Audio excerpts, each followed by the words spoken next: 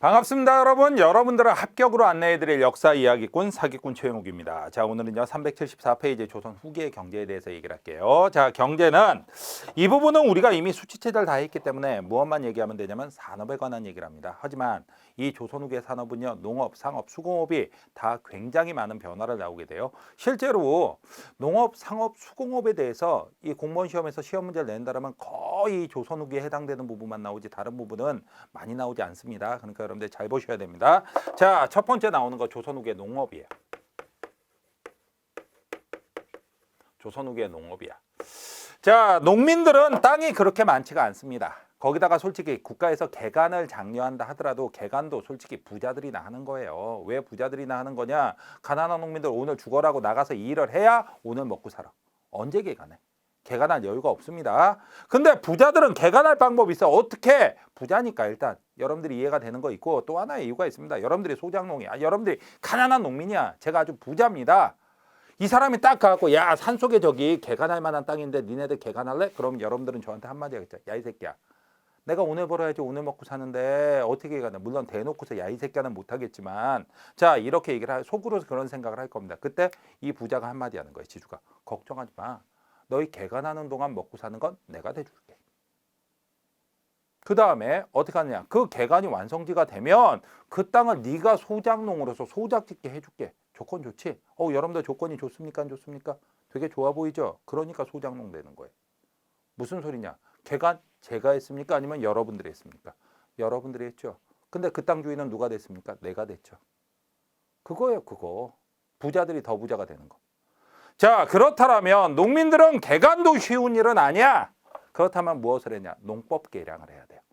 조선 후기 가서 농법들이 굉장히 많이 발전을 하게 됩니다. 그중에서도 제일 중요한 게 바로 무슨 법이 되느냐? 다른 게 아니라 바로 모내기법이에요. 모내기법은 다른 말로는 무슨 법이라고도 얘기를 하느냐? 이양법이라고도 얘기를 합니다. 같은 말이에요. 자, 그런데 모내기법을 하게 되면 어떤 이익이 있느냐? 첫 번째 나오는 이익은 여러분들 다른 거 아닙니다. 노동력이 확 줄어요. 그리고 수확은 확 늘어납니다.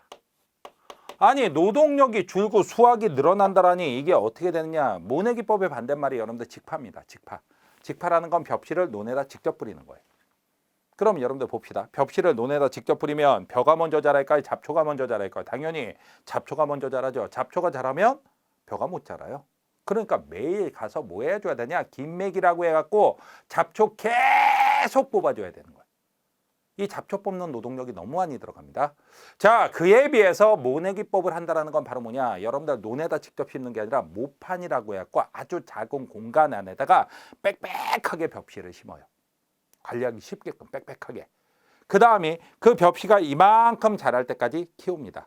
하지만 이만큼 자라고 나면 그 땅에선 더 이상 키우면 안 돼요. 왜? 이미 지력이 딸리거든. 너무 빽빽하게 심어놨기 때문에. 그 다음에 어떻게 하느냐. 자, 이제 옮겨 심는 게 이앙이에요. 옮겨 심는 게. 그걸 모내기라고 얘기를 하는 것이고. 그 다음에 옮겨 심을 건데 이제 논으로 옮겨가서 심을 건데 무엇을 하냐. 옮겨 심기 전에 한번 논을 싹 갈아 엎어버립니다. 그럼 잡초 제거가 한 방에 끝나요. 그리고 나서 거기에 가져가서 무엇을 하느냐. 일정 간격을 맞추고요. 그 다음이 그냥 요만큼 자란 모판에서 키운 애들 있죠. 그중에서 건강한 애들만 골라요. 건강한 애들만 골라서 걔네들만 일정 간격을 딱딱딱 맞춰서 심어주는 거야. 이미 잡초는 제거가 됐고. 그러다 보니까 이 건강한 애들 경쟁력이 장난이 아니죠. 이제 잡초는 막 시작해야 되지. 한번 갈아 엎어졌으니까. 잡초가 이기겠어요? 아니면 이제 옮겨진 벼가 이기겠어요? 벼가 이겨요. 잡초가 잘 못 자라. 그래도 우리의 잡초잖아. 역경을 뚫고 올라오는 의지의 잡초가 있어요. 걔네들이 일주일에 한 번씩만 쏙쏙 뽑아주면 땡이야. 그러다 보니까 실제로 들어가는 노동력은 절반 이하가 됩니다. 그에 비해서 수확량은 2배 이상이 돼요. 그래서 일은 반만 하고 그 다음에 무엇을 하느냐? 수확은 2배 이상을 받아가는 거죠. 실제 효과는 4배, 5배가 나옵니다.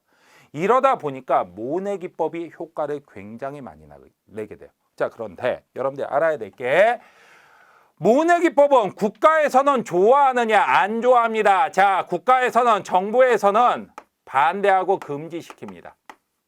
왜 금지시키냐? 모내기법의 가장 큰 문제점은 가뭄 들면 망하는 거예요. 왜? 싹 갈아엎고 거기다 물 채워놓고 해야 되는데 그때 가뭄 들면 망하는 거야. 그래서 국가에선 금지하라고 하지만 농민들은 이거 해야 돼. 노동력이 적게 들어가니까. 그거 외에도 장점은 또 있습니다.